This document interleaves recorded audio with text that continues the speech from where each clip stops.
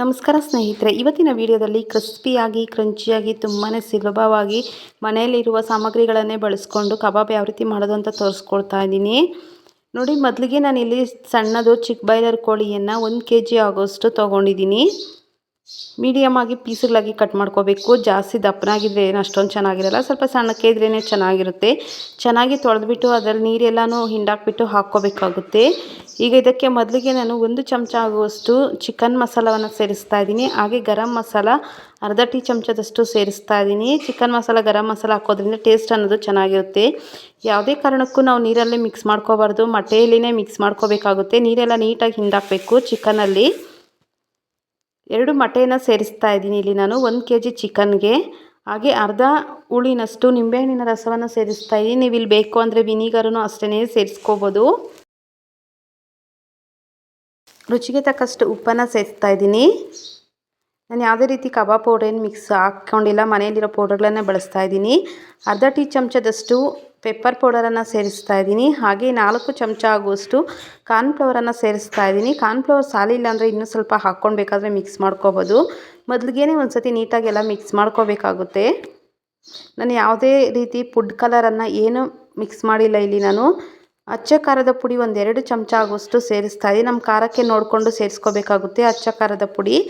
ಉಪ್ಪು ಖಾರ ಎಲ್ಲ ಮಿಕ್ಸ್ ಮಾಡಿಬಿಟ್ಟು ನೋಡಿಬಿಟ್ಟು ಬೇಕಾದರೂ ಉಪ್ಪು ಖಾರ ಸಾಲಿಲ್ಲ ಅಂದರೆ ಹಾಕ್ಕೋಬೋದು ಲಾಸ್ಟಲ್ಲಿ.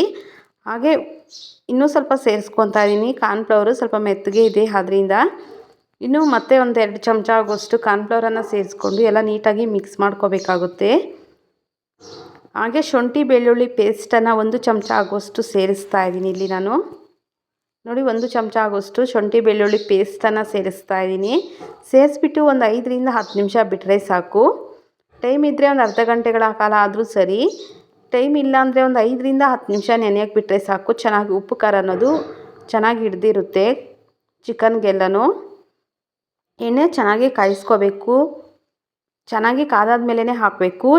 ಚೆನ್ನಾಗಿ ಕಾಯಬೇಕು. ಎಣ್ಣೆ ಚೆನ್ನಾಗಿ ಕಾಯಿಸ್ಕೊಂಡೇ ಹಾಕ್ಕೋಬೇಕಾಗುತ್ತೆ. ನಾವು ಪೀಸ ಹಾಕ್ತಾ ಎಣ್ಣೆ ತಣ್ಣಗೆ ಆಗೋಗ್ಬಿಡುತ್ತೆ. ಅದರಿಂದ ಎಣ್ಣೆ ಚೆನ್ನಾಗಿ ಕಾಯಿಸ್ಕೊಂಡೇ ಹಾಕ್ಕೋಬೇಕು. ಆಗ ಎಣ್ಣೆ ಅನ್ನೋದು ಹೀರ್ಕೊಳ್ಳೋದಿಲ್ಲ, ಹಾಗೇ ಇರುತ್ತೆ. ಹೈ ಫ್ಲೇಮಲ್ಲಿ ಇಟ್ಕೊಂಡೇ ಫ್ರೈ ಮಾಡ್ಕೋಬೇಕಾಗುತ್ತೆ. ಲೋ ಫ್ಲೇಮಲ್ಲಿ ಇಟ್ಕೊಂಡ್ರೆ ಎಣ್ಣೆ ಎಲ್ಲ ತಣ್ಣಗೆ ಆಗೋಗ್ಬಿಡುತ್ತೆ. ಅದರಿಂದ ಎಣ್ಣೆ ಎಲ್ಲ ಹೀರ್ಕೊಬಿಡುತ್ತೆ ಚಿಕನ್ ಪೀಸ್ ಅನ್ನೋದು. ನೋಡಿ, ಹೈ ಫ್ಲೇಮಲ್ಲಿ ಇಟ್ಕೊಂಡೇ ಬೇಯಿಸ್ಕೋಬೇಕು. ಚೆನ್ನಾಗಿ ಎರಡು ಕಡೆ ಮಿಕ್ಸ್ ಮಾಡಿಕೊಂಡು ಚೆನ್ನಾಗಿ ಬೇಯಿಸ್ಕೋಬೇಕಾಗುತ್ತೆ.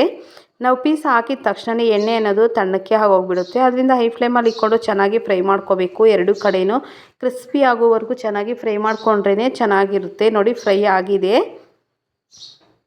ಹಾಗೆ ನನ್ನ ಚಾನಲನ್ನು ಫಸ್ಟ್ ಟೈಮ್ ಯಾರೆಲ್ಲ ನೋಡ್ತಾ ಇದ್ದೀರಾ ಒಂದು ಸಬ್ಸ್ಕ್ರೈಬ್ ಮಾಡಿ. ಹಾಗೆ ಬೆಲ್ಲೈಕನನ್ನು ಕ್ಲಿಕ್ ಮಾಡಿ. ನಾನು ಹಾಕೋ ವಿಡಿಯೋ ಮೊದಲು ನೋಟಿಫಿಕೇಷನ್ ಆಗಿ ನಿಮಗೆ ಬರುತ್ತೆ, ನೀವೇ ನೋಡ್ಬೋದು. ಹಾಗೆ ಒಂದು ಲೈಕ್ ಮಾಡಿ. ನೋಡಿ, ಕ್ರಿಸ್ಪಿಯಾದ ಕ್ರಂಚಿಯಾದ ಕಬಾಬ್ ರೆಡಿ ಆಗಿದೆ. Thank you for the watching.